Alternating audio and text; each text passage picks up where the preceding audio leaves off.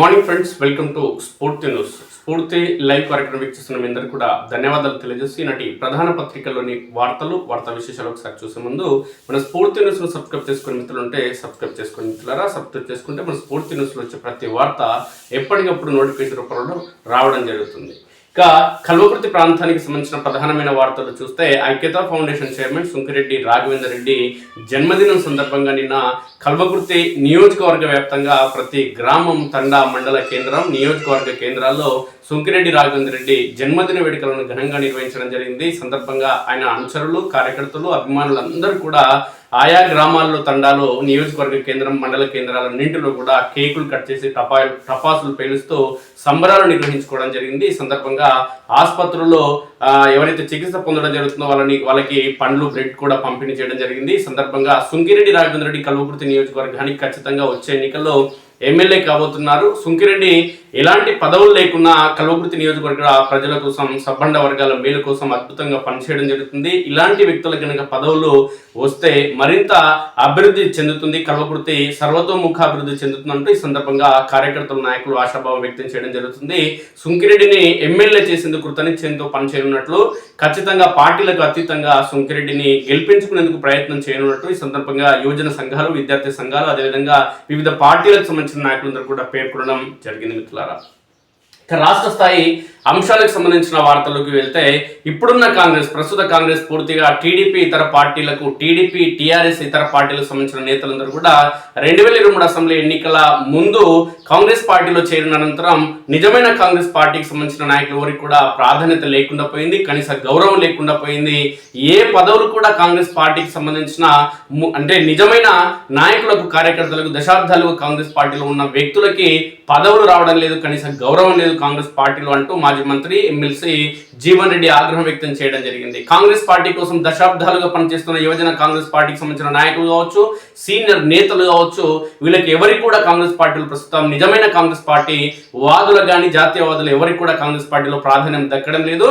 కేవలం పసుపు జెండా నుంచి వచ్చిన వాళ్ళకి, అదేవిధంగా గులాబీ జెండా నుంచి వచ్చిన వాళ్ళకి, ఇతర వలసవాదులకు మాత్రమే కాంగ్రెస్ పార్టీలో పదవులు వస్తున్నాయి, అదేవిధంగా గౌరవం ఉంటుంది తప్ప నిజమైన కాంగ్రెస్ పార్టీ వారికి కనీసం వార్డు మెంబర్లుగా, సర్పంచులుగా, మున్సిపల్ కౌన్సిలర్లుగా, చైర్మన్గా అయ్యే అవకాశం లేకుండా పోయింది.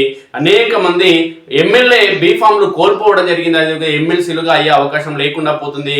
నిజమైన కాంగ్రెస్ వాదులు అసలు ఈ రేవంత్ రెడ్డి ఎవరు, అసలు ఈ వేం నరేందర్ రెడ్డి ఎవడు అంటూ ఈ సందర్భంగా ఘాటుగా స్పందించడం జరిగింది జీవన్ రెడ్డి. సందర్భంగా ఆయన నిన్న పార్టీకి రాజీనామా చేయడం జరిగింది. జాతీయ కాంగ్రెస్ పార్టీ అధ్యక్షుడు మల్లికార్జున ఖర్గేకు లేఖ రాయడం జరిగింది, తన రాజీనామా పత్రాన్ని పంపించడం జరిగింది. ఈ సందర్భంగా ఘాటు వ్యాఖ్యలు చేయడం జరిగింది. ఇప్పుడున్న కాంగ్రెస్ పార్టీ అది కాంగ్రెస్ పార్టీ కాదు, వలసవాదులతో నిండిన ఒక గుంపు అంటూ ఆ గుంపు మేస్త్రి ఈరోజు బాధ్యత వహిస్తూ ఈరోజు తెలంగాణ రాష్ట్రంలో కాంగ్రెస్ పార్టీని నిలువున బొందబెట్టే ప్రయత్నం, కనుమరుగు చేసే ప్రయత్నం చేయడం జరుగుతుంది.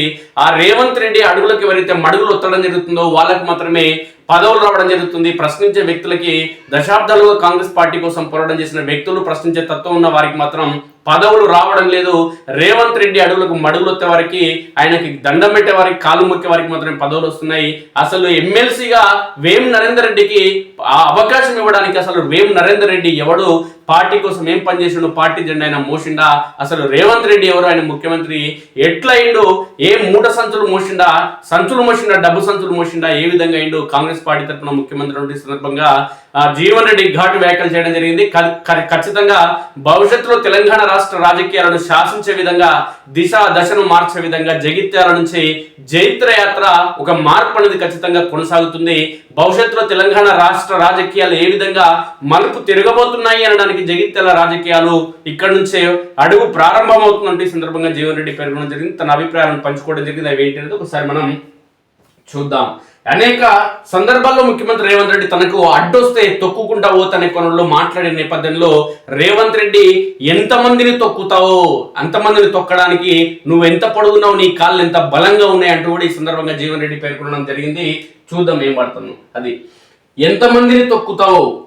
సీఎం రేవంత్ రెడ్డిపై తీవ్ర స్థాయిలో విరుచుకుపడ్డ జీవన్ రెడ్డి కాంగ్రెస్ పార్టీకైనా రాజీనామా చేయడం జరిగింది. జగిత్యాల రాజకీయాలలో కీలక పరిణామం చోటు చేసుకుంది. 45 ఏళ్ల సుదీర్ఘ కాంగ్రెస్ అనుబంధానికి సీనియర్ నేత జీవన్ రెడ్డి చెల్లు చీటీ ఇచ్చారు. కాంగ్రెస్ లోకి వచ్చిన ఎమ్మెల్యే సంజయ్ కుమార్ తో తనకు పొసగదని కొద్ది నెలలుగా ఖరాఖండిగా చెప్తున్న జీవన్ రెడ్డి ఎట్టకేలకు బుధవారం జగిత్యాలలో తన అనుచరులు కార్యకర్తలతో కీలక సమావేశం ఏర్పాటు చేసి కాంగ్రెస్ పార్టీకి రాజీనామా చేశారు. ఈ సందర్భంగా జీవన్ రెడ్డి సంచలనాత్మక వ్యాఖ్యలు చేశారు. నాకు ఎవడైనా అడ్డం వస్తే తొక్కుతా అని రేవంత్ రెడ్డి అంటున్నాడు. ఎంతమందిని తొక్కుతావయ్యా నువ్వు రేవంత్ రెడ్డి? నన్ను తొక్కుడు నీ వల్ల కాదు రేవంత్ రెడ్డి అంటూ ఈ సందర్భంగా ఘాటు వ్యాఖ్యలు చేశారు. ఈ జగిత్యాలలో ఏ శక్తి నన్ను ఆపలేదు. నీ అడుగులకు మడుగులు ఒత్తేవారు నీకు కావాలి, మిమ్మల్ని ఎదిరించేవారు వద్దు. రాహుల్ గాంధీ ఆలోచనకు అనుగుణంగా నడిచేవారిని అనగదొక్కుతున్నారు. నువ్వు అనగదొక్కుతుంటే భరించడం కన్నా పోరాటం చేయడమే మేలు. పోరాడితే పోయేదేముంది? ఇక ఎదిరించి పోరాటం చేయడం నాకు కొత్త కాదు.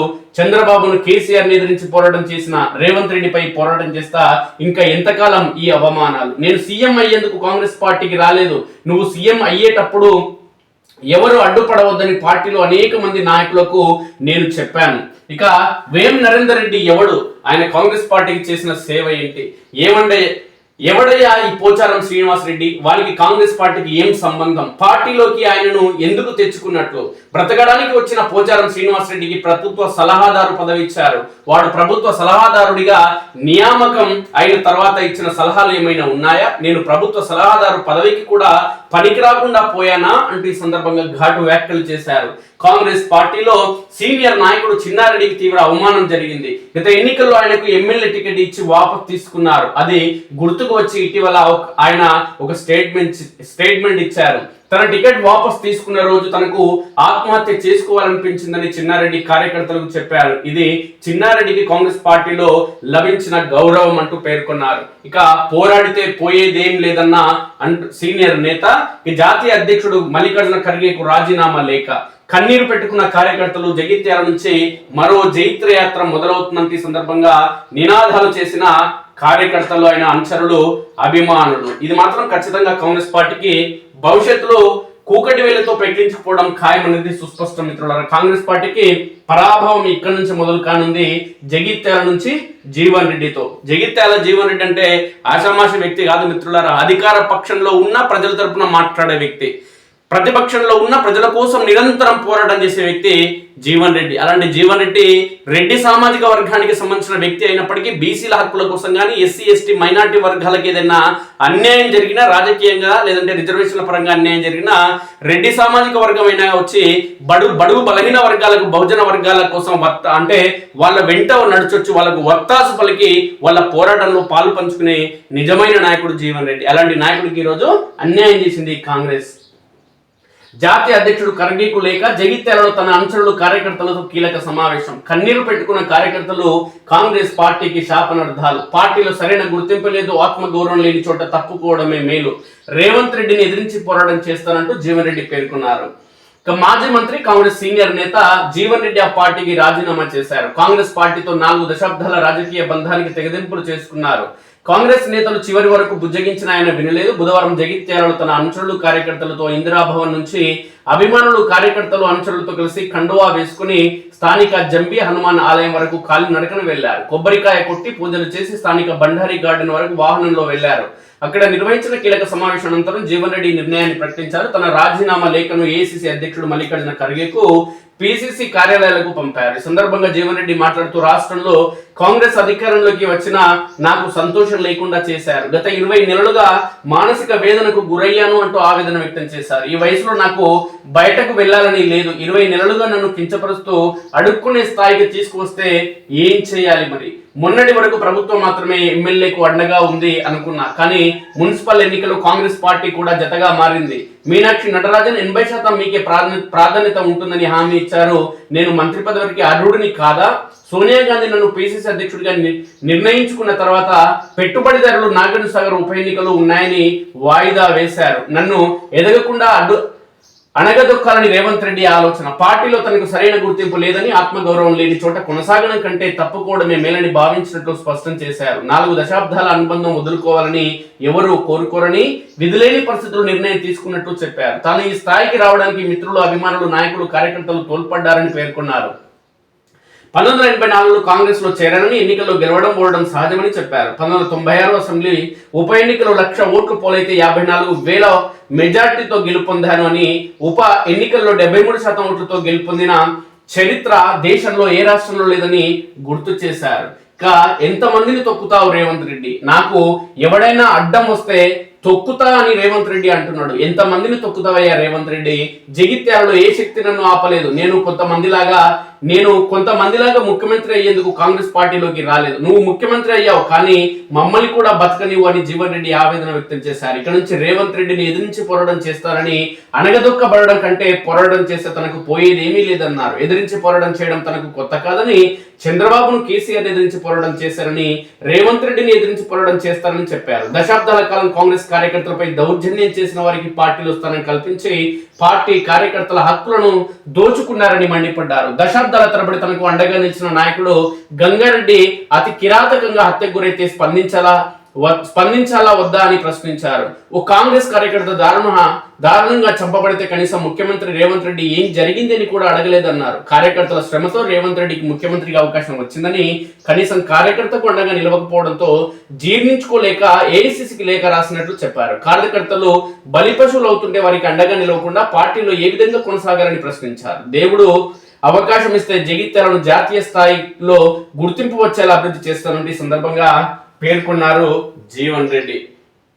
కాంగ్రెస్ అభివృద్ధికి కేసీఆర్ పై 2006-2008 పార్లమెంటు ఉప ఎన్నికలు అధిష్టానం ఆదేశాల మేరకు పోటీ చేశారు. 2014 ఎన్నికల్లో రాష్ట్రంలో బీఆర్ఎస్ గెలుపొందితే ఉత్తర తెలంగాణ జిల్లాలో ఏకైక కాంగ్రెస్ ఎమ్మెల్యేగా ఎన్నికయ్యానని చెప్పారు. 2018లో ఎమ్మెల్యేగా ఓడిన 2019 ఉమ్మడి 4 జిల్లాల్లో మొదటి ప్రాధాన్యత ఓటుతో ప్రశ్నించే గొంతుగా ఎమ్మెల్సీగా గెలిచానని చెప్పారు. శాసన మండలిలో ఏకైక సభ్యుడిగా ఒంటరి పోరాటం చేశానని గుర్తు చేశారు. మిగిలిన 2 ఏళ్లు మన హక్కుల కోసం, ధర్మం కోసం పోరాటం చేద్దాం, నాకు అండగా నిలవండి కార్యకర్తలకు సూచించారు. బీఆర్ఎస్ ఎమ్మెల్యే కాంగ్రెస్ నుంచి పోటీ.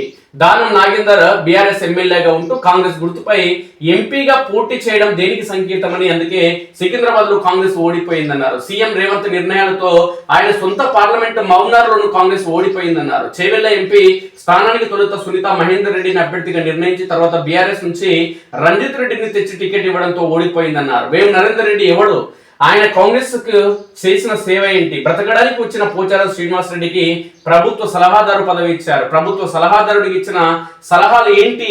ఆయన మీకు ఇచ్చిన సలహాలు ఏమైనా ఉన్నాయంటూ ప్రశ్నించారు. జీవన్ రెడ్డి అడుగు జాడలో నడుస్తామంటూ కార్యకర్తలు పేర్కొన్నారు. జీవన్ రెడ్డి వెంట నడుస్తామని, జగిత్యాల నుంచి మరో జైత్ర యాత్ర మొదలవుతుందని జీవన్ రెడ్డి అనుచరులు, కార్యకర్తల అభిమానులు సందర్భంగా చెప్పారు. ముఖ్యమంత్రి స్థాయి వ్యక్తిని అవమానించిన తీరుపై నిరసనగా పార్టీకి రాజీనామా చేస్తున్నామని చెప్పారు. పార్టీ కష్టకాలంలో ఉన్నప్పుడు పార్టీకి అండగా నిలుస్తూ కార్యకర్తలను కాపాడుకుంటూ వచ్చిన జీవన్ రెడ్డికి మద్దతుగా నిలుస్తామంటూ ఈ సందర్భంగా కార్యకర్తలు, నేతలందరూ కూడా మూకుమ్మడిగా జీవన్ రెడ్డి వెంట నడిచేందుకు సిద్ధం కావడం జరిగింది. మొత్తానికి కాంగ్రెస్ పార్టీ అనేది ఎట్లా అధికారంలోకి వచ్చిందంటే ఖచ్చితంగా చెప్పేది ఏంటంటే, కాంగ్రెస్ పార్టీ ఉద్ధరిస్తుందానికంటే 10 ఏళ్ల టీఆర్ఎస్ పాలన, కేసీఆర్ పాలనలో ప్రజలు ఎదుర్కొన్న ఇబ్బందులు కావచ్చు, కొన్ని నిర్ణయాలు కావచ్చు, ప్రభుత్వ పథకాల్లో లోపాలు కావచ్చు, కొన్ని వర్గాలకు మేలు చేసే విధానాలు కావచ్చు, లేదంటే ఉద్యమకారులకి ప్రాధాన్యత లేకపోవడం, టీఆర్ఎస్ పార్టీ జెండాను గల్లీలో పాదినటువంటి కార్యకర్తలకి ఎమ్మెల్యేలుగా, ఎమ్మెల్సీలుగా, ఎంపీలుగా, మంత్రులుగా అవకాశం కల్పించకపోవడం, కనీసం సర్పంచులు కూడా పార్టీలో కాకపోవడం అనేది నిజమైన టీఆర్ఎస్ పార్టీ కార్యకర్తలు, ఉద్యమకారులందరూ కూడా పార్టీని ఎదిరించడం వల్ల ఆ పార్టీ ఓడిపోవడం జరిగింది. కాంగ్రెస్ పార్టీ ప్రత్యామ్నాయంగా అధికారంలోకి రావడం జరిగింది. కానీ కాంగ్రెస్ పార్టీకి సంబంధించిన నాయకులు ఒకటే సంకలు గుద్దుకుంటున్నారు, మేము పోరాటం చేస్తే అవుతుంది. మీరు పోరాటం చేస్తే కాదురా బాబు, టీఆర్ఎస్ పార్టీలు చేసిన తప్పుల వలన ఇలా కాంగ్రెస్ పార్టీ అధికారంలోకి రావడం జరిగింది మెజార్టీగా.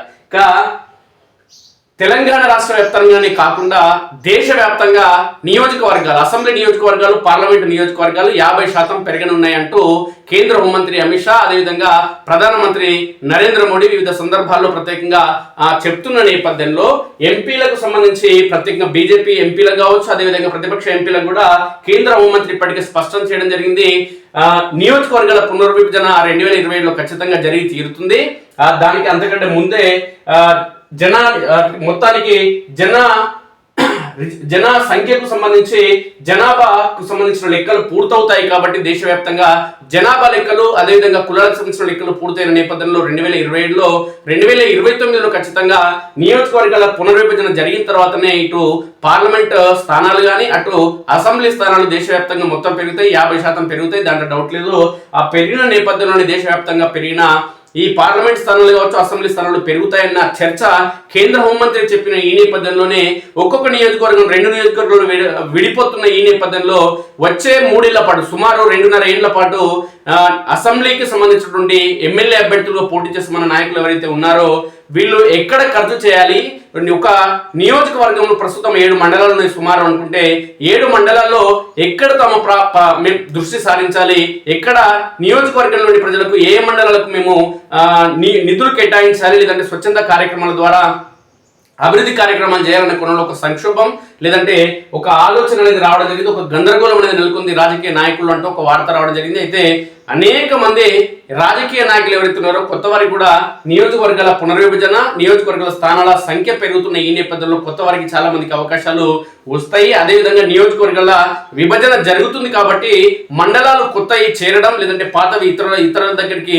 ఇతర నియోజకవర్గాలు వెళ్ళడం జరుగుతుంది కాబట్టి పరిణామాల నేపథ్యంలో చరిష్మా ఉన్న వాళ్ళే వచ్చే ఎన్నికల్లో ఎంపీలుగా ఎమ్మెల్యేలుగా గెలిచేందుకు అవకాశం ఉందన్నది స్పష్టంగా తెలుస్తుంది. ప్రధానంగా కల్వకుర్తి నియోజకవర్గం కూడా 2 నియోజకవర్గాలు ఖచ్చితంగా అయి తీరుతుంది. దీనికి ప్రధాన కారణం కల్వకుర్తి నియోజకవర్గం. ఇక్కడ అదేవిధంగా ఆమన్గల్ కర్తాలకు సంబంధించిన ఆ మండలాలు మాడుగుల తలకొండపల్లికి సంబంధించిన మండలాలతో పాటు మహేశ్వరమా లేదంటే కందుకూర అటు నియోజకవర్గాన్ని ఏర్పాటు చేస్తే అంటే మహేశ్వరం ఇటు సైడు నియోజకవర్గం కందుకూరు లేదంటే కర్తాల కేంద్రంగా నియోజకవర్గాన్ని ఏర్పాటు చేస్తే కల్వకుర్తి నియోజకవర్గం నుంచి సుంకిరెడ్డి రాఘవేంద్ర రెడ్డి, కొత్త నియోజకవర్గం నుంచి ఉప్పల వెంకటేష్ కనుక పోటీ చేస్తే వీళ్ళు ఏ పార్టీ నుంచి పోటీ చేసినా ఖచ్చితంగా వీళ్ళ కల్వకుర్తి దిశ మార్చేందుకు వీళ్ళు ఎమ్మెల్యేలు కాబోతున్నారు. ఇంకా ఎవరికి కూడా అవకాశం లేదు. ఎవడు పోటీ చేసినా ఓడిపోవడం తప్ప ఏం ఉపయోగం ఉండదు. ఇక ఈ గందరగోళం ఏంటి, నియోజకవర్గాల విభజన ఎట్లా జరుగుతుంది, ఎంపీల విభజన ఎట్లా జరుగుతుంది, మొత్తం ఒకసారి మనం గమనిస్తే రాజకీయ నాయకుల్లో ఉన్నటువంటి ఈ గందరగోళం ఏంటి, పునర్విభజన జరిగితే ఏం ఆలోచన వస్తుంది, బీఆర్ఎస్ బీజేపీ పార్టీలు పొత్తు పెట్టుకుంటాయనే కోణంలో చర్చ నడుస్తుంది. కానీ 100% బీజేపీ పార్టీ బీఆర్ఎస్ తోని పొత్తు పెట్టుకోదు. ఎందుకంటే పొత్తు బీజేపీ బీఆర్ఎస్ తో పెట్టుకుని పొట్టు ఊడిపోతుంది బీజేపీ అని తెలుసు. ఎందుకంటే టీఆర్ఎస్ పార్టీ పైన వచ్చినటువంటి అవినీతి అక్రమాలు కావచ్చు, 10 ఏళ్ల కేసీఆర్ పాలన పైన వచ్చినటువంటి వ్యతిరేకత, ఇవన్నీ పరిణామాల నేపథ్యంలో బీజేపీ బీఆర్ఎస్ కనుక కలిసి పోటీ చేస్తే కాంగ్రెస్ పార్టీకి మేలు జరుగుతుంది, ఎడ్జ్ అవుతుంది, ప్లస్ అవుతుంది. కాబట్టి ఇవన్నీ దృష్టిలో ఉంచుకుని బీజేపీ నరేంద్ర మోడీ నాయకత్వంలోని బీజేపీ కావచ్చు, అమిత్ షా నాయకత్వంలోని బీజేపీ కావచ్చు ఎట్టి పరిస్థితుల్లో బీఆర్ఎస్ తో పొత్తు పెట్టుకోదు. గెలిచిన స్థానాలు ఎన్నైనా సరైన కోణంలో వాళ్ళు ఖచ్చితంగా ఒంటరిగానే పోటీ చేయడం జరుగుతుంది. అవసరమైతే జనసేన వాళ్ళతో కలుస్తుంది తప్ప ఈ బీఆర్ఎస్ పార్టీ ఈ పార్టీలతో మాత్రం ఎట్టి పరిస్థితుల్లో పొత్తు పెట్టుకోదు. పొత్తు పెట్టుకుంటే మాత్రం బీజేపీ పొట్టు ఊసిపోతుంది, దాంట్లో డౌట్ లేదు. చూద్దాం ఒకసారి. రాజకీయ నాయకుల్లో పునర్విభజన కాక ఎమ్మెల్యేలు పోటీ చేసే వారిలో గందరగోళం, మహిళా రిజర్వేషన్లతోనూ మారనున్న నియోజకవర్గాల రూపురేఖలు, వచ్చే 3 ఏళ్ల పాటు చేసే ఖర్చులపై అయోమయం, అనుచరులను మేనేజ్ చేయడం ఎలా అంటూ తలలు పట్టుకుంటున్న నేతలు. ఒకప్పుడు ఉత్సాహం, మరోవైపు అయోమయం, వెరసి గందరగోళం నెలకొంది రాజకీయ నేతల్లో. ఏ ప్రాంతాలకు పరిమితమైతే భవిష్యత్తులో బాగుంటుంది, ఎంత మేర ఖర్చు పెట్టాలి, ఇప్పుడు పెట్టే ఖర్చు వృధా అవుతుందా లాంటి అనేక ప్రశ్నలు అనుమానాలు ప్రస్తుతం ఉన్న ఎమ్మెల్యేలతో పాటు ఎమ్మెల్యేగా పోటీ చేస్తున్న ఔత్సాహికుల్లోనూ వెల్లువెత్తుతున్నాయి. 2029 ఎన్నికల నాటికి అన్ని రాష్ట్రాల అసెంబ్లీ స్థానాలను లోక్సభ స్థానాలను 50% పెంచాలని కేంద్రం నిర్ణయం తీసుకున్న నేపథ్యంలో ఎమ్మెల్యేలు అదేవిధంగా పోటీ చేయాలని ఉత్సాహపడుతున్న నేతల్లో గందరగోళ పరిస్థితి మొదలైంది. రాష్ట్రంలో 2023లో ఎన్నికలు జరిగి కాంగ్రెస్ పార్టీ ప్రభుత్వం ఏర్పడింది. వాస్తవానికి 2028లో ఎన్నికలు జరగాలి. అయితే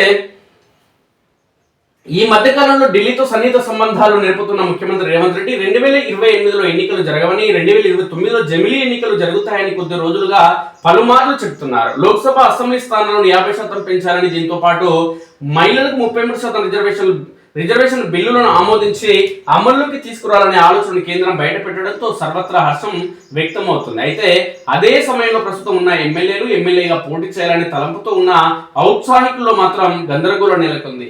50% నియోజకవర్గాలు పెరిగితే ప్రస్తుతం ఉన్న 119 అసెంబ్లీ స్థానాలు కాస్త 179కి చేరుకుంటాయి. అయితే నియోజకవర్గానికి సంబంధించి నియోజకవర్గాలకు సంబంధించిన విషయాలు మరికొన్ని చూసే ముందు పోటీ చేస్తే అదేవిధంగా పోటీ చేసిన తలంపు ఉన్న నియోజకవర్గాలకు సంబంధించి విభజన జరుగుతున్న నేపథ్యంలో రాజకీయ నాయకుల ఖర్చు ఏ విధంగా ఉండబోతుందంటే ఖర్చు తలసి మోపెడు. రాబోయే ఎన్నికలు 2029లో ఉంటాయనేది స్పష్టం. అయితే నియోజకవర్గాల పునర్విభజన ప్రక్రియ కూడా ఎన్నికలకు కొద్ది కాలం ముందు ముగుస్తుంది. అయితే అప్పటి వరకు సుమారు 3 ఏళ్ల పాటు అంచనాలను దిత్యశ్రీని నాయకులను ఎలా మెయింటైన్ చేయాలా అని తలలు పట్టుకుంటున్నారు. నాయకుడు అంటే ప్రతిరోజు ఎంతో కొంత ఖర్చు ఉంటూనే ఉంటుంది. ఇక శుభకార్యాలు అశుభకార్యాలు సరే ఇది కాకుండా వినాయక చవితి లాంటి పండుగలకు భారీగా చందాలు ఇచ్చుకోవాల్సి ఉంటుంది. 3 ఏళ్ల పాటు ఇలా భారీగా ఖర్చు చేసిన చివరికి నియోజకవర్గం ప్రాంతం మారితే తమ పరిస్థితి ఏమిటని నాయకులు తరలో బాదుకుంటున్నారు. ఇప్పుడు అనవసరంగా ఖర్చు పెట్టడం కంటే ఇదంతా పోగు చేసి నియోజకవర్గం ఖరారు అయిన తర్వాత ఒకేసారి ఖర్చు చేస్తే సరి అంటూ ఔత్సాహిక నేత ఒకరు చెప్పడం గమనార్హం. కానీ అట్లా చేస్తే ఉన్నది ఉంచుకున్నది అవుతారు నాయన. ఎప్పుడైనా లైన్లో ఉంటేనే దుకాణం నడుస్తుంటేనే నాయకునికి బలం ఉంటది.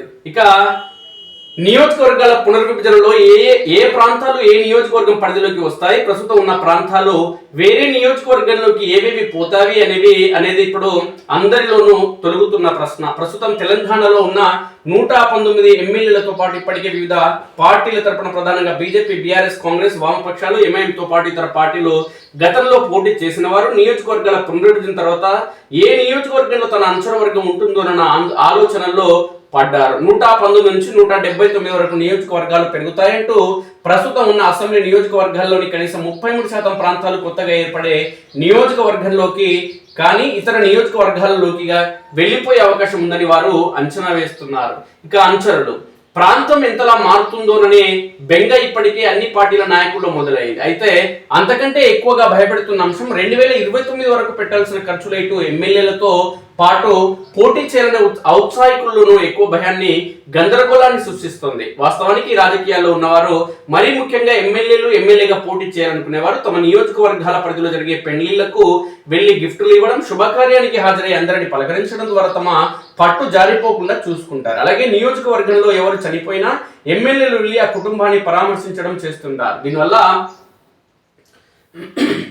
తమకు అంచనా వర్గాన్ని పెంచుకోవడం, సానుభూతి, అందరితో కలుపుగొలుపుగా ఉండడం వల్ల, కష్ట సుఖాల్లో పాలు పంచుకోవడం వల్ల ఎన్నికల్లో తమకు అనుకూలత ఎక్కువగా ఉంటుంది. కానీ ప్రస్తుత పరిస్థితుల్లో ఏ ప్రాంతం నియోజకవర్గంలో ఉంటుందో ఊడుతుందో తెలియకపోవడం వల్ల ఇప్పుడు పెళ్లిళ్ళు, మరణాలు, కష్ట సుఖాల్లో పాలు పంచుకోవాలా వద్దా అనే మీమాంసలో పడిపోయారు. మహిళా రిజర్వేషన్తో నియోజకవర్గాల పునర్విభజనకు తెరలేపడంతో ఇప్పటికే గందరగోళానికి గురవుతున్న నేతలు మహిళలకు 33% రిజర్వేషన్లు ఉంటాయని కూడా కేంద్రం స్పష్టం చేయడంతో పెనం మీద నుంచి పొయ్యిలో పడ్డట్టుగా నేతలు ఫీల్ అవుతున్నారు. 3 ఏళ్ల పాటు చచ్చి చెడి ఖర్చులు పెట్టి అంచనాలను సిద్ధం చేసుకుని ఎన్నికలకు తయారైతే చివరికి మహిళలకు ఆ నియోజకవర్గం రిజర్వ్ అయితే ఎలా అని అనుమానాలు ఎమ్మెల్యేలను పోటీ చేయాలని అనుకుంటున్న ఔత్సాహికులను కూడా తొలిచివేస్తున్నాయి. ప్రస్తుతం ఉన్న 119 స్థానాలు నియోజకవర్గాల పునర్విభజనతో 179కి చేరుకుంటాయి. ఇందులో మహిళలకు 33% అంటే కనీసం 60 స్థానాలు రిజర్వ్ అవుతాయి అంటూ 3వ వంతు స్థానాలకు ఈ గండం ఉంటుంది. అయితే ఈ 3వ వంతు స్థానాలు ఏమిటనేది ఎలాంటి మార్గదర్శకాల ప్రకారం వీటిని ఏర్పాటు చేస్తారనే స్పష్టత లేకపోవడంతో ఎమ్మెల్యే ఔత్సాహికుల నోట్లో పచ్చి విలక్కాయ పడ్డట్టుగా తయారైంది.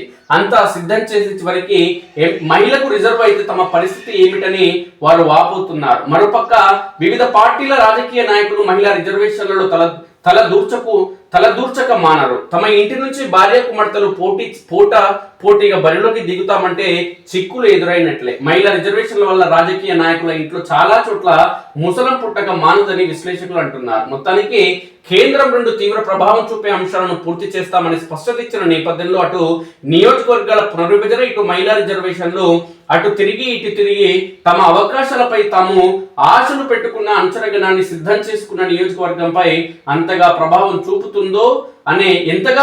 చూపుతుందనే గందరగోళం మాత్రం ఎమ్మెల్యే పోటీదారులు ఇప్పటికే మొదలైంది. ఇక తర్జన భర్జనలు, గందరగోళం మధ్యన ఖర్చు పెట్టాలా వద్దా, ఏ ప్రాంతం ఉంటుంది, ఏ ప్రాంతం పోతుంది, అసలు మనకి ఉంటుందా, మహిళకు రిజర్వ్ అవుతుందా అనే మీమాంసలో ఔత్సాహికులకు కొట్టుమిట్టాడుతున్నారు. ఇందులో నుంచి బయటపడడానికి మరో 3 ఏళ్ల పాటు ఎదురు చూడాల్సిందేనంటూ ఈ సందర్భంగా ముఖ్య నేతలందరూ కూడా పేర్కొనడం జరుగుతుంది. మొత్తానికి తెలంగాణ రాష్ట్ర వ్యాప్తంగానే కాకుండా బీజేపీ తీసుకొచ్చినటువంటి ఈ సంచలనాత్మక నిర్ణయం నేపథ్యంలో వాళ్ళు తీసుకున్న ఈ నిర్ణయంలో ప్రతిపక్ష పార్టీలు మొత్తం కూడా పల్టీ కొట్టడం ఖాయం. ఖచ్చితంగా తెలంగాణ రాష్ట్రంలో కూడా 2029 అసెంబ్లీ ఎన్నికల్లో బీజేపీ పార్టీకు బలమైన శక్తిగా నిలుస్తుంది తెలంగాణ రాష్ట్రంలో. దాంట్లో కూడా బీఆర్ఎస్ పార్టీతో బీజేపీ మాత్రం పొత్తు పెట్టుకోదు మిత్రులారా. ఇది ఖచ్చితంగా జరిగి తీరుతుంది. బీఆర్ఎస్ తో పొత్తు పెట్టుకుంటే ఇవన్నీ నిర్ణయాలు తీసుకోవాల్సిన అవసరం లేదు. ఇక షరతుల యుద్ధం, పశ్చిమాసియాలో సైనిక బలగాల పెంపునకు సిద్ధమవుతున్న అమెరికా, మరోవైపు పాకిస్తాన్ ద్వారా ఇరాన్కు 15 కీలక ప్రతిపాదనలతో కూడిన ప్రణాళికలను పంపింది. ఇరాన్ పై సైనిక ఒత్తిడిని కొనసాగించాలని అమెరికాను పట్టుబడుతున్న ఇజ్రాయెల్కు ఇది మింగుడు పడడం లేదు. కాల్పులను ఆపే చర్చలను ప్రారంభించేందుకు ఇరాన్ అత్యంత కఠినమైన షరతులను అమెరికా ముందు పెట్టింది. గల్ఫ్ లో అమెరికా సైనిక స్థావరాలన్నింటినీ పూర్తిగా మూసివేస్తామని చర్చలకు సిద్ధమని స్పష్టం చేసింది. ఇరాన్ కు అమెరికా 15 షరతులు. హార్మోజ్ను పూర్తిగా తెరవాలి, ఇరాన్ అణ్వాయుధాలను అభివృద్ధి చేయొద్దు, యురేనియం నిల్వలు 60% అప్పజెప్పాలి, అణు కేంద్రాలను కూల్చివేయాలి. ఇరాన్ ప్రత్యేక కండిషన్లు, గల్ఫ్ లో బేస్లన్నీ మూసేయాలి, యుద్ధానికి నష్టపరిహారం చెల్లించాలి, తమ క్షిపణి కార్యక్రమంపై చర్చలు ఉండకూడదు, హార్మూజ్ పై తమకు నియంత్రణ ఇవ్వాలి, ఎంఐఎం ఎమ్మెల్యేల సభ్యత్వాన్ని రద్దు చేయాలి, అసెంబ్లీలో వందే మాత్రం గీతాలాపన జరుగుతుండగా వాకౌట్ చేయడం ఏమిటి. గవర్నర్ శుక్లాకు బీజేపీ రాష్ట్ర చీఫ్ రామచంద్రరావు వినతి పత్రం. వాళ్ళకు ఉంది బాబు, హక్కులు ఉన్నాయి వాళ్ళకి ఏమైనా చేయొచ్చు. జనగణ మన వాడరు, వందే మాత్రం పాడకుండా పీకేది ఏమీ లేదు. అట్లా ఉన్నాయి మన దగ్గర చట్టాలు. స్పీకర్ ను డిక్టేట్ చేయొద్దు, హరీష్ రావు అడిగినప్పుడల్లా మైక్ ఇవ్వడం కుదరదు, ఐటీ పరిశ్రమల శాఖ మంత్రి శ్రీధర్ బాబు. ఇయ్యరు, ఎందుకంటే మీది అధికార పార్టీ. ఇక నేతన్నను కాపాడండి అంటూ సిరిసిల్లలో 38 కోట్ల విద్యుత్ భారం రద్దు చేయాలంటూ కేటీఆర్ ఉప ముఖ్యమంత్రి భట్టిని పేర్కొన్నారు. ఇక మంత్రి పొంగులేటికి స్పీకర్ మందలింపు.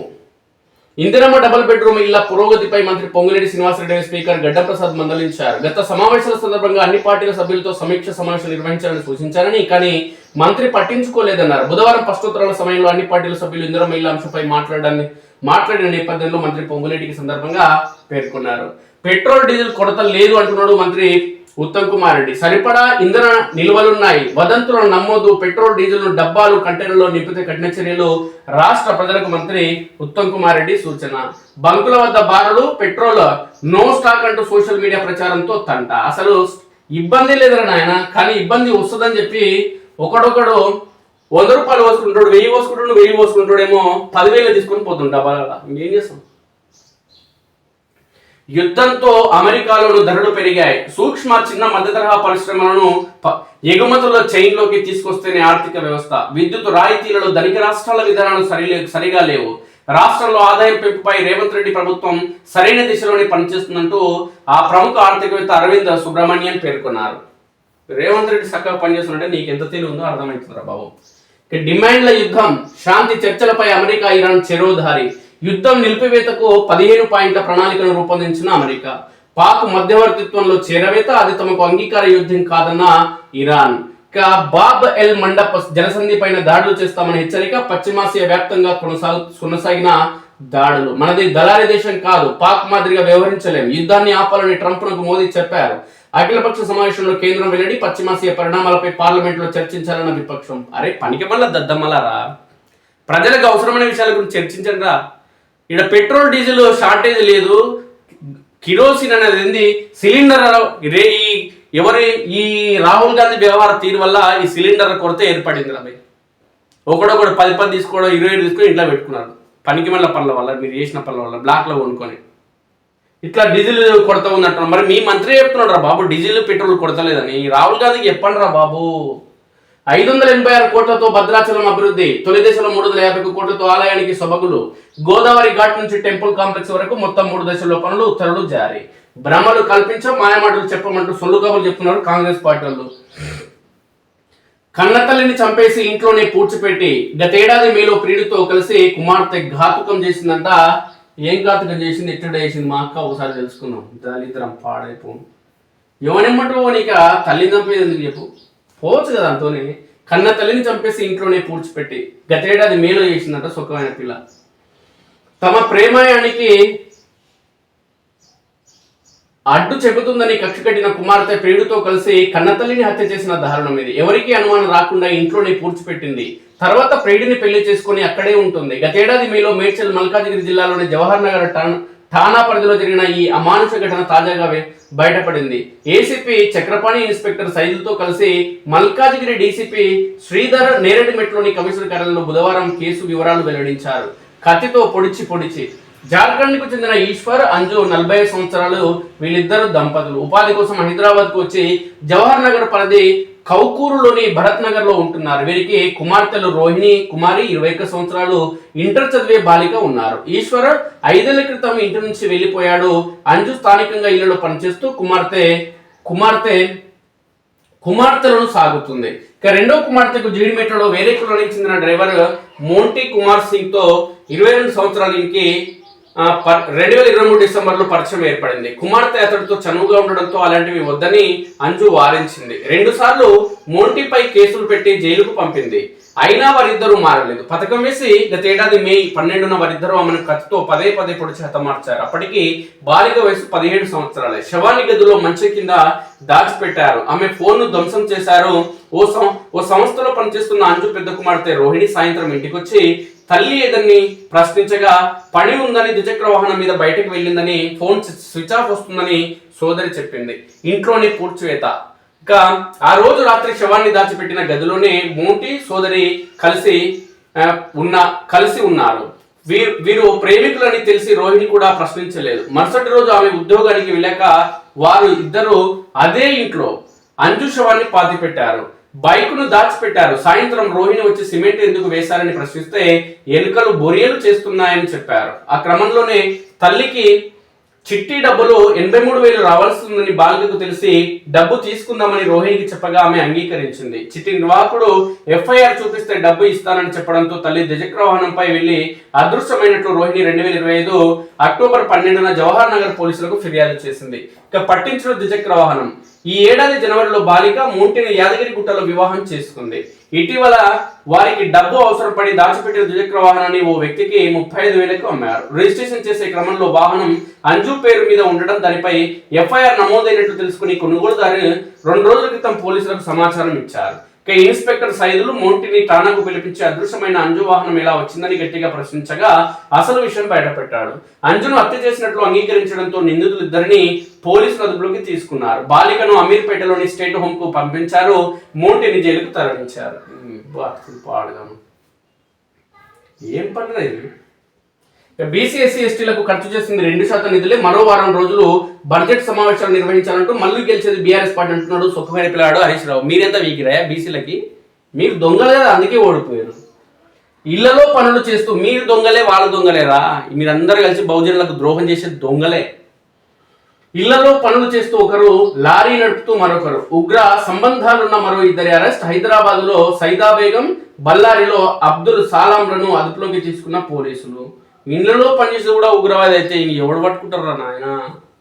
ఉగ్రవాద కార్యకలాపాలకు పాల్పడుతున్న మరో 2 పోలీసులు అరెస్ట్ చేశారు. హైదరాబాద్ వెళ్లిన ప్రత్యేక బృందం చెంచల్గూడలో సైదా బేగంను A5ను, బళ్ళారి వెళ్లిన బృందం Abdul Salam alias Ali, Hindi alias peace of soul alias Lala A11ను అదుపులోకి తీసుకుని బుధవారం విజయవాడకు తరలించింది.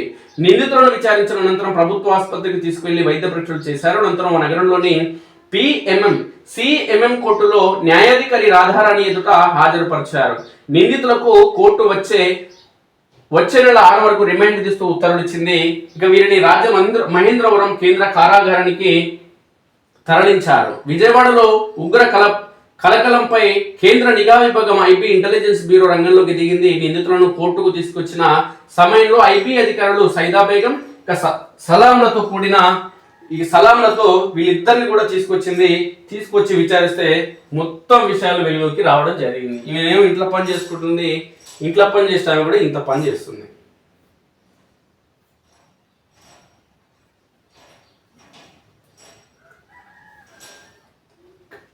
పెట్రోల్ కొరతపై పుకార్లు, బంకుల వద్ద భారీ క్యూ లైన్లు. హైదరాబాద్ సహా అనేక చోట్ల అర్ధరాత్రి నుంచే బారులు. ఫైనాన్స్ బిల్లుకు లోక్సభ ఆమోదం. ఫైనాన్స్ బిల్లు 2026కు బుధవారం లోక్సభ 32 సవరణలతో ఆమోదం తెలిపింది. బిల్లుకు చేసిన 32 సవరణలు స్పష్టత, నమ్మకం, నిబద్ధతతో కూడుకున్నవని కేంద్ర ఆర్థిక మంత్రి నిర్మలా సీతారామన్ పేర్కొన్నారు. పైపుడు గ్యాస్ ఉన్న చోట పిఎన్జికి షిఫ్ట్ కావాలి. పైపుడు న్యాచురల్ గ్యాస్ సౌకర్యం అందుబాటులో ఉన్న చోట ఎల్పిజి నుంచి పిఎన్జికి షిఫ్ట్ కావాలని కేంద్రం సూచించింది. ఇందుకు 3 నెలల గడువు ఇచ్చింది. ఈ గడువులోపు షిఫ్ట్ కాకపోతే గృహాలకు ఎల్పిజి సరఫరా నిలిపివేస్తామని సందర్భంగా ప్రకటించింది. రాష్ట్రంలో గ్యాస్, పెట్రోల్ అదేవిధంగా డీజిల్ కొరత లేదు అంటూ ఉత్తమ్ కుమార్ రెడ్డి పేర్కొన్నారు. మన ఇప్పసురకు 5,000 ఏళ్ల చరిత్ర, బ్రిటిష్ వాళ్ళ ఆంక్షలతో వెనుకబడ్డది జడ్చర్ల ఎమ్మెల్యే అనిరుత్ రెడ్డి. పూర్వ వైభవానికి సర్కారు కృషి చేయాలి. ఇప్ప పువ్వులో అద్భుతమైన ఔషధ గుణాలున్నాయి. తయారీ, బ్రాండింగ్ కోసం ప్రత్యేక కార్పొరేషన్ ఏర్పాటు చేయాలి. శాస్త్రీయంగా మార్కెటింగ్ చేస్తే లక్షల కోట్ల ఆదాయం వస్తుందని వెల్లడించడం జరిగింది. మనోడు ఇప్పపూర్ సారని మాత్రం వదిలిపెట్టట్లేదు నాయన. ఒకటే వాడాడు ఇప్పపూర్ సార్ ఏమంటే రుచి బాగానే తెలిసినట్టుంది సార్కు. చూద్దాం సార్ ఏమేం చేస్తుండో. ఇప్పపూర్ సారా వచ్చేటప్పుడు మరి కాంగ్రెస్ పార్టీ ఎమ్మెల్యేనే కాబట్టి మరి కాంగ్రెస్ పార్టీ వాళ్ళు ఇప్పపూర్ సార్ ఇప్పిస్తారా సార్కు ఏందనేది ఒకసారి చూద్దాం. మన ఇప్పసురకు 5,000 ఏళ్ల చరిత్ర ఉంది అంటున్నాడు. దీని మీద బాగా స్టడీ చేసినట్టు, పరిశోధన చేసినట్టు. పాపం బ్రిటిష్ వాళ్ళ ఆంక్షలతో వెనుకబడ్డది జడ్చర్ల ఎమ్మెల్యే అనిరుత్ రెడ్డి. చూద్దాం. మన అడవుల్లో సహజ సిద్ధంగా లభించే ఇప్పపు సురకు 5,000 ఏళ్ల ఘనమైన చరిత్ర ఉందని జడ్చర్ల ఎమ్మెల్యే అనిరుత్ రెడ్డి చెప్పారు. మెక్సికోలో టకీలా, జపాన్లో సాకే మద్యం రకాలు ప్రపంచ స్థాయి బ్రాండ్లుగా ఎలా ఎదిగాయో మన ఇప్పపు ఉత్పత్తులకు కూడా సరైన మార్కెటింగ్ సౌకర్యం కల్పిస్తే లక్షల కోట్ల ఆదాయాన్ని తెచ్చిపెడతాయని ఆశాభావం వ్యక్తం చేశారు. రాష్ట్రంలోని ఆదిలాబాద్, నిర్మల్, ములుగు, భద్రాద్రి కొత్తగూడెం తదితర జిల్లాల్లో సుమారు 10 లక్షల ఇప్ప చెట్లు ఉన్నాయని, ఒక్కో ఎకరాలో ఇప్ప తోటలు పెంచితే రైతులకు ఏడాదికి 3 లక్షల వరకు ఆదాయం లభిస్తుందని తెలిపారు.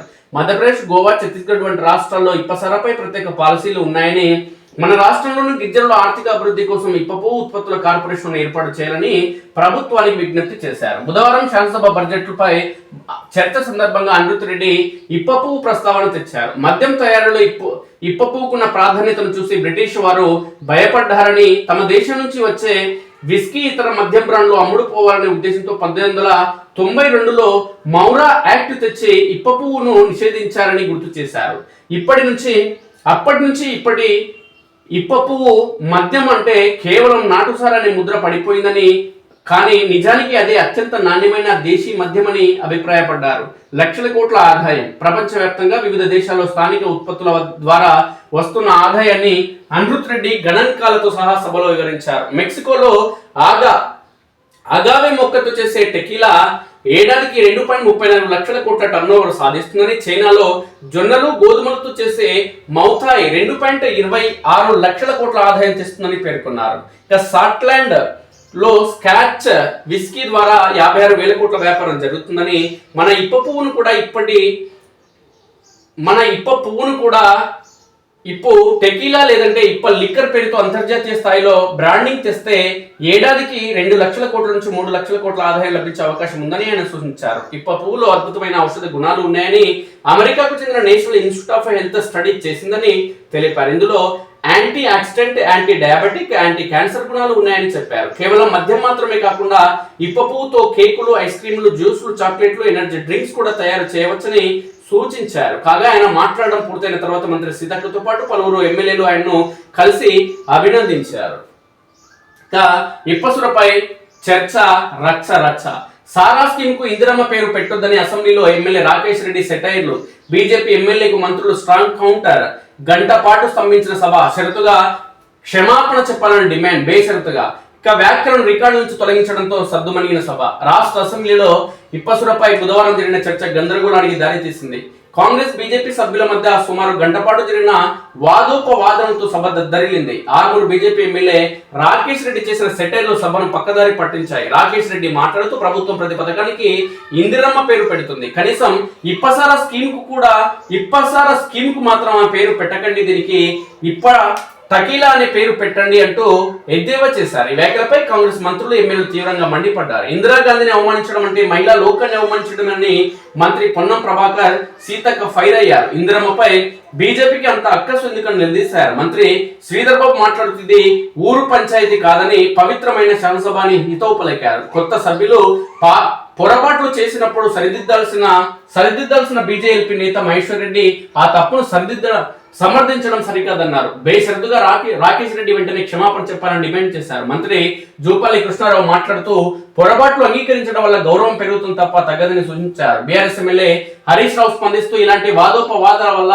సభా సమయం వృధా అవుతుందని పద్దులపై చర్చ జరగాలని కోరారు. ఇక ఇందిరాగాంధీపై ఎంతో గౌరవం ఉంది. సభలో గందరగోళం నెలకొన్న నేపథ్యంలో రాకేష్ రెడ్డి వివరణ ఇస్తూ ఇందిరాగాంధీపై తనకు ఎంతో గౌరవం ఉందని చెప్పారు. ఆమె ఒక ఉక్కు మహిళ అని పేర్కొన్నారు. కేవలం సారా స్కీమ్ కు ఆమె పేరు వద్దనే ఉద్దేశంతో వ్యాఖ్యలు చేశారని క్లారిటీ ఇచ్చారు. తన ఉద్దేశం తప్పు కాదని స్పష్టం చేశారు. ఉత్తర తెలంగాణలో కల్తీ కళ్ళ వల్ల ప్రాణాలు పోతున్నాయని, అందుకే ఆర్గానిక్ అయిన ఇప్పసారాన్ని ప్రోత్సహించాలని తాను సూచించాలని పేర్కొన్నారు. అయినా కాంగ్రెస్ సభ్యుల వాదనతో సభలో గందరగోళం కొనసాగడంతో స్పీకర్ జోక్యం చేసుకున్నారు. ఎమ్మెల్యే రాకేష్ రెడ్డి చేసిన వివాదాస్పద వ్యాఖ్యలను రికార్డులను తొలగిస్తున్నట్లు ప్రకటించారు. చివరికి సభ సద్దుమణిగింది. ఇవి నాటి ప్రధాన పత్రికలోని వార్తా విషయాలు. మిత్రులారా, మీ సూచనలు సలహాల అభిప్రాయాలు ఖచ్చితంగా తెలియజేయండి. అదేవిధంగా మన స్ఫూర్తి న్యూస్ ను సబ్స్క్రైబ్ చేసుకుని మిత్రులు దయచేసి సబ్స్క్రైబ్ చేసుకోండి. Thank you very much.